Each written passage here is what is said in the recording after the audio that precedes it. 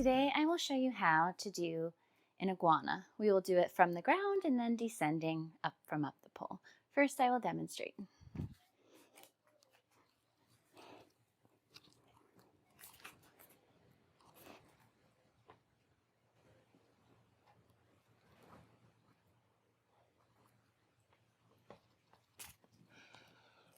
So that was just a very basic iguana, kind of deadlifting the legs up and down. You don't have to quite do it that way, and there's a lot of other options. And descending down the pole will be a little easier for you if that one is challenging. So first is that it's important to check your shoulder mobility and how your shoulders are doing. A lot of times this is not an accessible move for a lot of people if their shoulders are tight. So first just see how they're doing and go ahead and check your grip.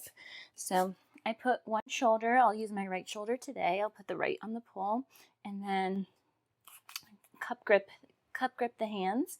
Come up on your tippy toes so that you can compress yourself and get a little more rolling the booty back into the pole. So you're getting a little, so just check and see how your shoulders feel. If you feel like twinges in your shoulders or any pain or anything, I would go ahead and warm them up a little bit more and then try again. Or you may want to try other like handstanding moves on the pole with just one arm, like a variation, or you can do just a one arm option if you have a bad shoulder of some sort. And I'll do that in another video, another tutorial on some other options for those of you who can't quite do iguana. So yeah, just double check how your shoulders feel. And the next thing that's very important, so iguana is a ton of ab work. A lot of people don't think about that, but iguana is primarily, I would say, yeah, primarily ab control, because your abs need to be able to control what's happening with your hips and what's happening with your legs. So if you're struggling and you struggle with iguana, we may want to do some abdominal conditioning exercises. So here's an example of an exercise that you can do to work on your low transverse abs. I also have a ab conditioning video that I'll link in the description that can help you too. But for your abdominal conditioning, you can practice the dead bugs, these where you do one arm. They're very gentle, but they're very effective. So you can do the dead bugs like this, or you can do the little scissors. These work the low abs. You can do the Pilates 100. You can practice teaser. Teaser's a really great one. And then variations in teaser, little flutters, little lifts and lowers, rounding the back. So teaser's a really good one to practice for iguana. Or even honestly, even just your tucks on the pole, great for iguana. So I think it'll be helpful if I show you the descent first before I go over the floor version. The floor version is harder. So we'll go over the descent next, and I can give you some tips and tricks. So the most basic descent into iguana comes from a sit. So give yourself some height, come into your sit, and then you come into a layback. So layback would be a prerequisite. So you can do a figure 4, or you can cross knee release, or you can do straight legs. Either way. And then both hands come in that cup grip right behind your booty. And then as you start to release your legs, you will hook with the foot of one leg. And you'll come the side of the head into the pole, and then straighten legs. And articulate through your pelvis and your hips to unwind. So let me tell you what's going on there. So a couple things. You need to have a very solid layback, and it can be straight leg or cross knee. Either way is fine. And then both hands come right under my tailbone in a cup grip. This is where it gets a little scary. I know, I understand. Make sure you have a mat and a spotter for this. As you get ready to release your inner thigh grip, be prepared to think, okay, which leg is going to hook the pole? I use my top leg, whichever leg is on top, to hook the pole with the foot. So it just kind of catches you, and then you're able to arch back, look up, put the side of the head into the pole. It'll feel natural to you picking your sides, which side you want. And then as you go to release the legs, well, first I'll bring the legs, bend them over, and then as I go to slowly lower them down, that's where the abdominal control comes in, and you'll be articulating through your hips.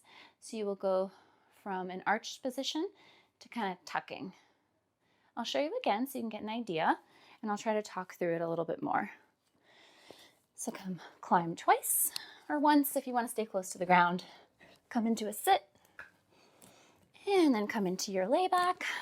Cup grip the hands right under the tailbone, and the top leg that's in my lay back will hook on the pole. Head comes to the pole, legs bend behind me, and then as I go to unwind, I start to use the abdominals. And the bigger the larger of a straddle that you make, the easier it will be. The more narrow it is, the harder. So I've seen some people do a little straight leg pike down, and that can be quite challenging. So the wider you make it, the easier. And it looks nicer too, I think. So that would be a wonderful move that you can add that to your conditioning because it's so great for your abdominal control. It's good for your shoulder mobility, and it looks great in performances and routines. And yeah, you can add it to your conditioning as well. So that's probably that's an easier way to get into an iguana. Harder is the one from the floor. So this one from the floor, I'll give you a little tip. You can grab some blocks, and this might help you get a better compression. So you can get some blocks for your feet like this. It'll just help you get your hips up more and get your hips into the pole. What you want to think about rolling through it and kind of letting your hips and back fall into the pole. So this you can do if you're just struggling. Again, the pole is on my trap to one side of my neck. Hands go in that cup grip. And we need to push, use the toes, come up on the tippy toes to push the hips into the pole. And then we use the abdominals to lift up and down. So my head got like kind of stuck on the pole on that one because I usually don't use these. So I'm sure my body was like, what's happening? But that makes it easier. I wouldn't do more than just one block under each foot because it might throw you off. Maybe just one block under each foot. But you can also give it a tiny bit of a hop if you're struggling. So I'll show you what I mean. Cup grip those hands. You're on the one side of your body, head to the side of the pole.